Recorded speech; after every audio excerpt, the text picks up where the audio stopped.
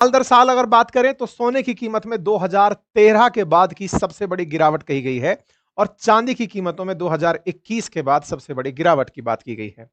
चांदी की कीमत से डरते हुए बाजार को डर लग रहा है कि कहीं ये 1980 और 2011 की तरह फिर से जमीन पर तो नहीं ला पटकेगी, क्योंकि एक बार पहले भी चांदी के भावों ने इसी तरह लाखों का भाव छुआ था और फिर धड़ाम से नीचे आ गिरी थी। 1980 और 2011 में ऐसा क्या हुआ था, आज के सेशन में इस विषय पर चर्चा होगी। तो फिलहाल के लिए इनके भाव नीचे आने के कुछ कारण हैं जो डिकोड हो पा रहे हैं। जैसा अभी अभी आपको रिसेंटली हमने एक जानकारी दी थी कि अमेरिका और चाइना के बीच में फिर से थोड़ी सुलह हुई है। अब आप पूछेंगे इससे क्या फर्क पड़ रहा है? बहुत फर्क पड़ता है। बहुत फर्क इस तरह से पड़ता है क्योंकि चाइना ने डॉलर को आउट परफॉर्म करने के लिए गोल्ड को खरीदना पागलों की तरह शुरू कर रखा था कि बेटा तुम्हारे डॉलर को तोड़ना है, मुझे तुम्हारे को ये फील कराना है कि तुम्हारा डॉलर एग्जिस्ट नहीं करता है, लो मैं तो खरीद लिया। तो वो जिस तरीके से खरीदे चला जा रहा था पागलों की तरह, धूमधाम धूमधाम धूमधाम खरीदे जा रहा था, टाइप से मतलब दो देशों के बीच का देखो, गोल्ड और सिल्वर का पिछले एक साल के अंदर जो भाव बढ़ने का बहुत बड़ा रीजन है ना, वो ग्लोबल अनसर्टेनिटी है, जिसे आप ट्रंप इफेक्ट कह सकते हैं। ट्रंप ने दुनिया को बहुत भयंकर अनिश्चितता दी थी, डरा दिया था लोगों को कि यार कल को नहीं पता है कि आदमी क्या कर देगा। आज इसका बढ़िया मूड है, आज कर दिया कि इंडिया बहुत अच्छा है। आप सोचिए ना, भारत के 5 विमान गिरे, भारत के 6 विमान गिरे, भारत के 7 गिरे, कल बोला 8 विमान गिरे। तो वो अपनी एक आभासी दुनिया में है और वो कुछ भी बयान करते चले जा रहा है। तो ऐसे में वो कल को आकर के किस देश के ऊपर, कनाडा का उसको विज्ञापन पसंद नहीं आया, जाओ तुम पर टैरिफ लगा देते हैं। चाइना की बात पसंद नहीं आई कि चाइना वालों ने हमारे साथ ऐसे कैसे कर दिया, लो तुम पर टैरिफ लगा देते हैं। मतलब जो अनसर्टेनिटी उसने बाजार को दी है, उस अनसर्टेनिटी से टैरिफ पर सीधा असर, भाई अनसर्टेनिटी वो टैरिफ के रूप में ठोक देता है, जिससे ट्रेड हिल जाता है। ट्रेड हिलता है तो जो इन्वेस्टर है ना, जो निवेश करता है शेयर के अंदर, वो थोड़ा डर जाता है कि मेरे देश पर असर पड़ जाएगा, चलो मैं ग्लोबल इन्वेस्टमेंट की तरफ चलता हूं। ग्लोबल इन्वेस्टमेंट में वो गोल्ड की तरफ भागता है, सिल्वर की तरफ भागता है, क्रिप्टो की तरफ भागता है, जो कि ग्लोबली मॉनिटर हो रहे हैं, मतलब जिसमें अमेरिका का हित भी जुड़ा हुआ है। मतलब एक तरीके से समझो कि गोल्ड और सिल्वर एक तरह से अमेरिकी स्टॉक भी है वो, जैसे इंडियन स्टॉक है, ऐसे दुनिया भर का स्टॉक का नाम गोल्ड है, मतलब आप ऐसे समझिए। तो वो उधर भागता है, तो अनसर्टेनिटी जितनी ज्यादा होगी उतना इनका भाव चढ़ेगा, प्रोपोर्शनल साइन है। और जितना ज्यादा अनसर्टेनिटी रेगुलेट होगी कि हाँ भाई सब चिल है, उस समय पर स्टॉक मार्केट ऊपर उठेगा, क्योंकि स्टॉक मार्केट आपके देश का लोकलाइज्ड बाजार है। और गोल्ड और सिल्वर उस समय पर नीचे आ जाएगा। क्यों नीचे आ जाएगा? लोग कहेंगे कि अब तो मेरा बाजार ही बढ़िया चल रहा है, ये उठ गया तो बढ़िया उठ जाएगा, ठीक है ना। तो ऐसे में चूंकि थोड़ा सा यूएस डॉलर स्ट्रांग हुआ है, दूसरा लोगों ने एक अंदर फीलिंग बिठा ली थी कि यार गोल्ड और सिल्वर ने बढ़िया पैसा बना के दे दिया है, 60,000 रुपए प्रति किलो कमा कर दे गया पिछले साल से लेकर अब तक सिल्वर, तो यार प्रॉफिट बुक कर लेते हैं। क्यों? क्योंकि जितना भाव था उसके अगर डबल तक आप पहुंच जा रहे हो, तो अंदर से एक अनसर्टेनिटी आने लगती है कि भाई सुन बहुत ऊंचे आ गए। ये वो वाली बात है, पक्षी उड़ता जा रहा है, उड़ता जा रहा है, उसको डर लग रहा है भाई इतना ऊंचा आ गया कि धरती दिखना बंद हो गई है। सिल्वर के साथ वैसा हुआ, यार एकदम हम इतना आसमान कहां छू लिए कि लौट नहीं पाएंगे, चलो वापस चलते हैं। तो जो खरीदार थे ना, जिन्होंने ये माल खरीद रखा था, वो बेचे माल को कि चलो पैसा तो बुक करते हैं यार, खूब कमा लिया। ऐसा अक्सर होता है, लेकिन इसमें से कुछ समझदार लोग होते हैं जो इंतजार ये करते हैं कि बेटा अभी तो और ऊपर जाएगा। ये इसी बात पर सारा खेल टिका है। सारा की सारा जो थ्रिल है, मतलब ट्रेडिंग का, वो थ्रिल इसी बात पर तो है कि आप कब डरे और कब आपको रिस्क ने थ्रिल दे दी, कमाई ने थ्रिल दी कि रिस्क ने थ्रिल दी। खेल सारा थ्रिल का है। एक समय बाद में पैसा सिर्फ नंबर रह जाता है, ठीक है। तो ऐसी स्थिति में प्रॉफिट टेकिंग बढ़िया से हुई। तीसरा क्या हुआ ना, कि जो मतलब जो रिस्क आउटलुक था, इसके बारे में हालांकि मैं आपको बता चुका हूं, ये सारी बात मैं क्लियर कर चुका हूं। चौथा जो पॉइंट है ना, वो मॉनेटरी पॉलिसी के बारे में बता रहे हैं, क्योंकि अल्टीमेटली अमेरिका, क्योंकि सबसे बड़ा कंज्यूमर है दुनिया का, सबसे खर्चीला देश है, वो बहुत तय करता है कि वहां के लोगों तक जो पैसा पहुंच रहा है उनकी बैंक के थ्रू, वो किस इंटरेस्ट रेट पर पहुंच रहा है। क्योंकि अमेरिकियों के पास जितना आसानी से पैसा पहुंचेगा, अमेरिकी उतना बढ़िया निवेश करने की दिशा में होते हैं। 60% देश के बारे में कहा जाता है कि वो इन्वेस्टर है, चाहे वो गोल्ड में इन्वेस्ट कर रहा है, सिल्वर में कर रहा है, स्टॉक में कर रहा है, क्रिप्टो में कर रहा है। हमारे देश के अंदर ये नंबर 10% के आसपास होगा, तो वहां वो 60% के आसपास है। पैसा भी है और बढ़िया इन्वेस्टमेंट करना भी वो लोग जानते हैं। बस इसी को ध्यान में रखते हुए अब जो भाव है वो नीचे की तरफ आ रहा है। ये भाव में सोना, जो कि इस समय सबके लिए निवेश का सबसे सिंगल पॉइंट एजेंडा बना हुआ था कि बस पहुंच जाओ और निवेश कर लो, लेकिन आज उसने जिस तरह की गिरावट देखी, चांदी ने जिस तरह की गिरावट देखी, वो फिलहाल सुर्खी बनी हुई है। क्योंकि हमारे देश में ये भी तो होता है ना कि और कितना ऊपर जाएगा भाई, अब तो इसको नीचे ही आना है, इसने अपनी हाइट टच कर ली, अब नीचे आने का टाइम आ गया है। ऐसे में जो प्रॉफिट बुकिंग की फीलिंग होती है ना, वो इन्वेस्टर में एनी टाइम रहती है कि भाई अब ले लो, बहुत ज्यादा चला गया भाव, इसको तो नीचे आने का टाइम हो गया है। वहीं दूसरी ओर जब डॉलर मजबूत हो रहा होता है तो और इन्वेस्टमेंट पुअर होने लगते हैं, या फिर कहिए स्टॉक मार्केट जब मजबूत हो रहा होता है तब इन्वेस्टमेंट के और रूट कमजोर होने लगते हैं। ये बिल्कुल उल्टा चलते हैं।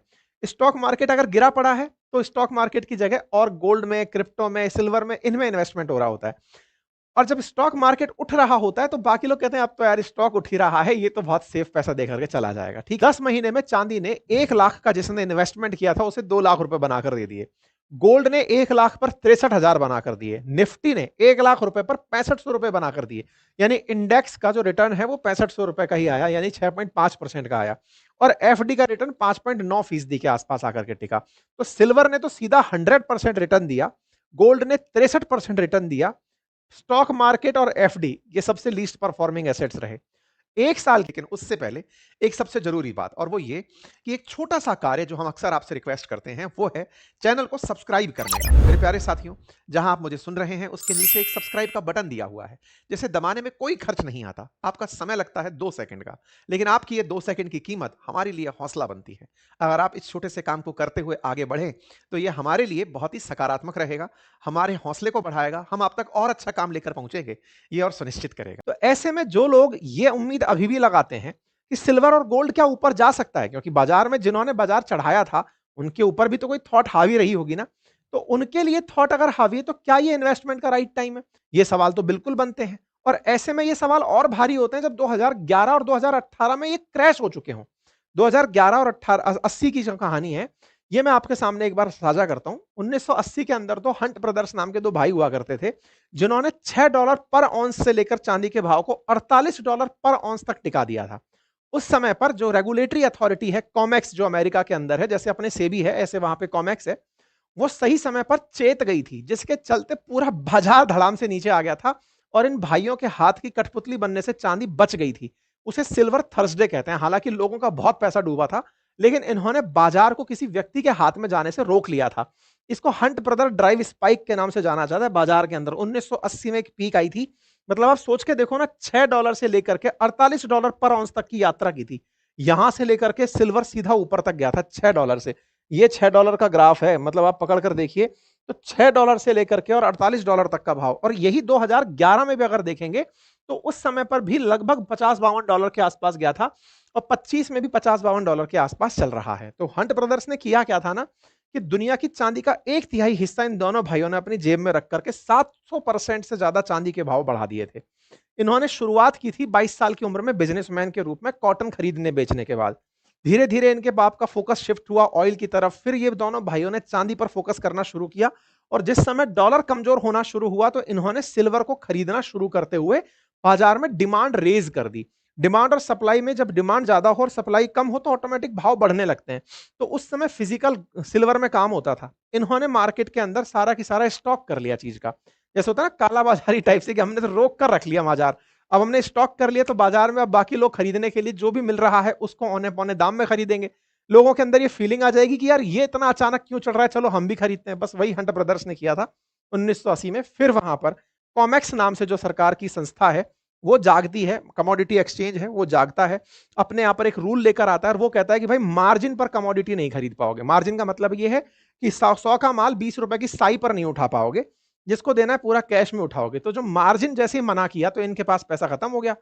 मार्जिन के ऊपर जैसे ही था, जैसे ही बोला मार्जिन पर नहीं खरीद पाओगे, तो जो इनके जैसे और ट्रेडर्स थे जो मार्जिन पर ट्रेड कर रहे थे, खरीदने का काम कर रहे थे, वो खाली हाथ हो गए।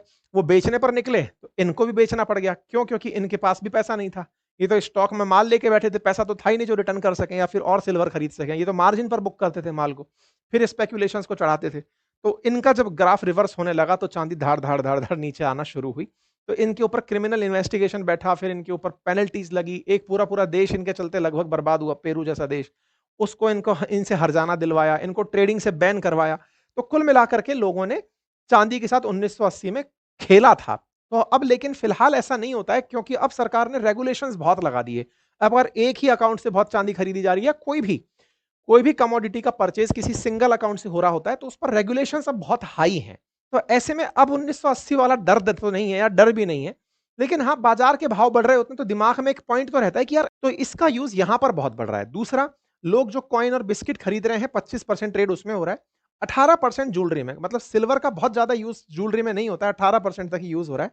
फोटोग्राफी में उस समय 1980 के समय पर फोटोग्राफी सबसे बड़ा रिसोर्स था खर्च करने का, मतलब खर्च करने का एक प्रोडक्ट था, क्योंकि उस समय वो ब्लैक एंड व्हाइट पिक्चर्स को बनाते थे ना, सिल्वर की प्लेट पर बनाते थे, तो वो फोटोग्राफी में उस समय मेजर यूज होता था, अब 3% ही यूज होता है। तो इस तरह से फिलहाल इंडस्ट्रियल यूज चांदी का बहुत बड़ा हुआ है और सप्लाई है नहीं, और जियो पॉलिटिकल अनसर्टेनिटी की चले लोग जो है वो किसी अच्छी एसेट क्लास में इन्वेस्ट करने का विचार लेकर के इन्वेस्ट कर रहे हैं, इसलिए चांदी की कीमतें बढ़ रही हैं। तो मतलब चांदी इस समय इसलिए नहीं बढ़ रही है कि किसी ने भाव कंट्रोल कर रखे हैं, या इसलिए भी नहीं बढ़ रही है कि बाजार में माहौल बना हुआ था, नहीं, चांदी का सही मायने में यूज हो रहा है। इसीलिए बाजार के भाव जो गिर सकते हैं, जो स्पेक्यूलेशंस लोग लगा रहे हैं कि 1980 में जैसे गिरे थे या 2011 में जैसे गिरे थे वैसे गिरेंगे, नहीं, वैसे भाव नहीं गिरने वाले हैं। अगर वैसे गिर गए तो सोलर सेल्स बहुत सस्ते हो जाएंगे, बाजार और तरह से प्रभावित हो जाएगा, अब उसका इंडस्ट्रियल यूज होने लगा है, ठीक है। तो ऐसे में बाजार के गिरने का डर वो वाला तो नहीं है जो पहले के दशकों में हुआ, लेकिन बाजार फिर भी गिरा है। बाजार के गिरने के पीछे प्रॉफिट बुकिंग सबसे बड़ा कारण रहा कि लोगों ने कहा यार बहुत भाव बढ़ गया, अब तो इसमें से पैसा निकाल के निकलते हैं। बड़े इन्वेस्टर्स मौके का इंतजार कर रहे होते हैं कि सही भाव मिल गए, निकलते हैं। तो प्रॉफिट बुकिंग के चलते सिल्वर नीचे आया, लोग इन्वेस्टमेंट करने अभी भी इसके अंदर जाएंगे। यही हाल गोल्ड के साथ भी रहा। अब सवाल तमाम प्रश्नों को, जैसे सिल्वर ईटीएफ्स की अगर मैं आपके सामने बात करूं जहां पर ये इन्वेस्टमेंट करेगा, तो आईसीआईसीआई प्रूडेंशियल सिल्वर के अंदर एक साल में रिटर्न इतना परसेंट आया, एक्सिस सिल्वर के अंदर, निपॉन इंडिया सिल्वर के अंदर, ये तमाम जगह पर इस प्लेटफॉर्म के थ्रू इन्वेस्टमेंट हो रहा है, आप इसे देख सकते हैं, ठीक है। अब फिर से वही सवाल कि मुझे सिल्वर खरीदना चाहिए या नहीं खरीदना चाहिए। तो देखिए बुलिश आर्ग्यूमेंट, यानी कि बाजार को लेकर के मैं बहुत सोचता हूं पॉजिटिव, तो साहब ये तो यही कहूंगा क्योंकि इंडस्ट्रियल डिमांड है तो बाजार ऊपर चलेगा। लेकिन बात करें साहब नहीं, नेगेटिव थॉट क्या आती है, तो नेगेटिव थॉट तो ये है कि यार जितने भी ट्रेड्स हैं उनमें आप अपना खुद से रिस्क एपेटाइट चेक करते हैं, चाहे स्टॉक का हो, चाहे गोल्ड का हो, या सिल्वर का हो। हाई वॉलेटिलिटी के केस में आपको अपने अंदर पेशेंस के साथ चलना होता है। और देखिए इन्वेस्टमेंट के लिए एक अलग पैसा होता है, ऐसा नहीं है कि आप सब कुछ, मतलब घर बार सब जो भी है आपके पास में उठाया और सब हम तो इन्वेस्टमेंट करके कल ही लखपति बन जाएंगे। हर समय इन्वेस्टमेंट से पहले खुद का प्रॉपर रिसर्च एनालिसिस करके ही रिसर्च के बाद आपको एंट्री करनी चाहिए। मार्केट में जिस तरह की अनसर्टेनिटी चल रही है उस समय पे इन्वेस्टमेंट के जो तमाम ऑप्शंस हैं उनमें से लोग स्टॉक मार्केट के अलावा गोल्ड और सिल्वर को इन दिनों काफी ज्यादा पसंद किए हैं। ये फिर भी आपकी अपनी निजी चॉइस होनी चाहिए, तब जाके आपको इसमें इन्वेस्टमेंट करना चाहिए, ठीक है।